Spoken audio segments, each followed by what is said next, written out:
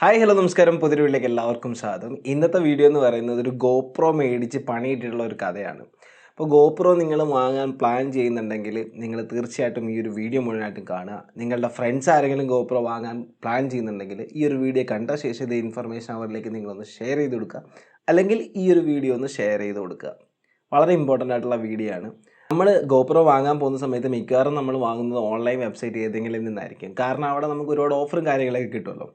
അപ്പോൾ നമ്മളിത് പർച്ചേസ് ചെയ്ത ശേഷം മാത്രമായിരിക്കും നമ്മൾ ഇപ്പം ഞാൻ പറയാൻ പോകുന്ന കാര്യങ്ങൾ ചിലപ്പോൾ നിങ്ങൾ അറിയുന്നത് ഇന്ത്യയിൽ ഗോപ്രോയ്ക്ക് കസ്റ്റമർ സപ്പോർട്ട് ഇല്ല എന്നുള്ള കാര്യം. അതവിടെ നിൽക്കട്ടെ, അതിനെപ്പറ്റി ഡീറ്റെയിൽ ആയിട്ട് പറയാം. അതിനു മുമ്പ് നിങ്ങൾ ഓർഡർ ചെയ്യുന്ന സമയത്ത് ശ്രദ്ധിക്കേണ്ട ഒരു കാര്യമുണ്ട്. ഗോപ്രോ നമ്മൾ ഓർഡർ ചെയ്യുന്ന സമയത്ത് അതിൻ്റെ കൂടെ തന്നെ മെമ്മറി കാർഡും കാര്യങ്ങളൊക്കെ നമ്മൾ ചിലപ്പോൾ ഓർഡർ ചെയ്യാറുണ്ട്.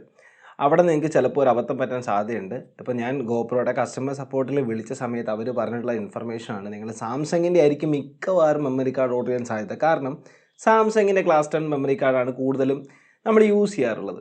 അപ്പോൾ സാംസങ്ങിൻ്റെ മെമ്മറി കാർഡ് ഗോപ്രോയിൽ ഇടാൻ പാടില്ല. ഇട്ട് കഴിഞ്ഞ് കഴിഞ്ഞാൽ നിങ്ങളുടെ ക്യാമറ എറർ ആവാനുള്ള സാധ്യതയുണ്ട്.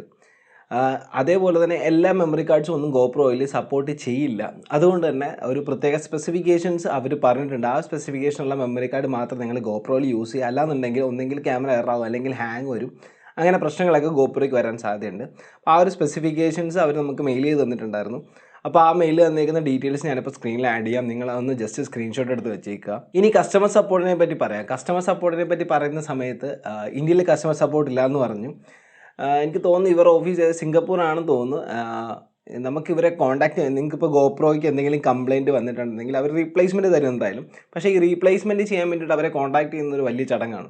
അപ്പോൾ അതിന് നിങ്ങൾ ആദ്യം ചെയ്യേണ്ടതെന്ന് പറഞ്ഞു കഴിഞ്ഞാൽ ഗോപ്രോയുടെ വെബ്സൈറ്റിൽ പോവുക. അവിടെ പോയിട്ട് കോൺടാക്ട് അസ് എന്ന് പറഞ്ഞ സെക്ഷൻ ഉണ്ട്. ആ സെക്ഷനിൽ ക്ലിക്ക് ചെയ്തിട്ട് നിങ്ങളുടെ പേര്, ഇമെയിൽ ID, അതേപോലെ തന്നെ എന്താണ് നിങ്ങളുടെ ക്യാമറയുടെ കംപ്ലയിൻറ്റ്, ഒരു സീരിയൽ നമ്പറുണ്ട്. C33 എന്ന് അടങ്ങുന്ന ഒരു സീരിയൽ നമ്പറാണ് നിങ്ങളുടെ ബോക്സിൻ്റെ പുറത്തുണ്ടാവും. അപ്പോൾ ആ സീരിയൽ നമ്പർ അടിച്ചു കൊടുക്കുക. അതിനുശേഷം 2 ഓപ്ഷൻസ് ആണുള്ളത്: start a chat, request a call. ഈ സ്റ്റാർട്ട് എ ചാറ്റ് എന്ന് പറയുന്ന ഓപ്ഷൻ വർക്കിംഗ് അല്ല. റിക്വസ്റ്റ് എ കാൾ കൊടുക്കുക. കാൾ കൊടുക്കുന്ന സമയത്ത് നിങ്ങൾ രാവിലെ 8 മണി സമയത്ത് കൊടുത്തു കഴിഞ്ഞാൽ ഒരു 10-15 മിനിറ്റിനുള്ളിൽ അവർ നിങ്ങൾക്ക് കോൾ വരും.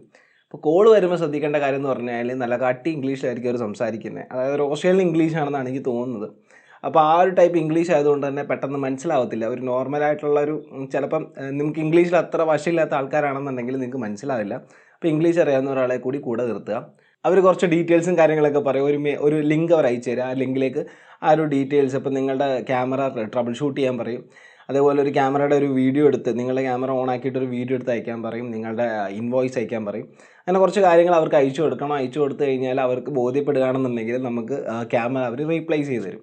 ഇനി റീപ്ലേസ്മെൻറ്റ് ചെയ്യുന്ന സമയത്താണ് അടുത്ത ഒരു പരിപാടി എന്ന് പറയുന്നത്. ഇവർ കുറച്ച് മെയിൽ അയച്ച് കുറച്ച് ഡോക്യുമെൻറ്റ്സും കാര്യങ്ങളൊക്കെ അയച്ചു തരും. ഇത് റീപ്ലേസ്മെൻറ്റ് എന്ന് പറയുന്നത് UPS എന്ന് പറയുന്ന ഡെലിവറി സർവീസ് വഴി മാത്രമേ ഇവർ ഇത് റീപ്ലേസ് ചെയ്യത്തുള്ളൂ. അപ്പോൾ നമ്മൾ ചെയ്യേണ്ടതെന്ന് പറഞ്ഞാൽ ഇവർ പറയുന്ന പോലെ പാക്കൊക്കെ ചെയ്തിട്ട് അവരൊരു ഫോമൊക്കെ തരും. അതിൽ ഇതെല്ലാം ഒട്ടിച്ച ശേഷം UPS വിളിക്കണം. UPS വിളിക്കുന്ന സമയത്ത് അവർ പറയും എവിടെയാണ് ഇത് ചിലപ്പോൾ അവർ വന്ന് പിക്ക് ചെയ്തുകൊണ്ട് പോവും. അല്ലെന്നുണ്ടെങ്കിൽ നമുക്ക് അവിടെ കൊണ്ട് കൊടുക്കാം. അതൊക്കെ നമ്മുടെ ഇഷ്ടം.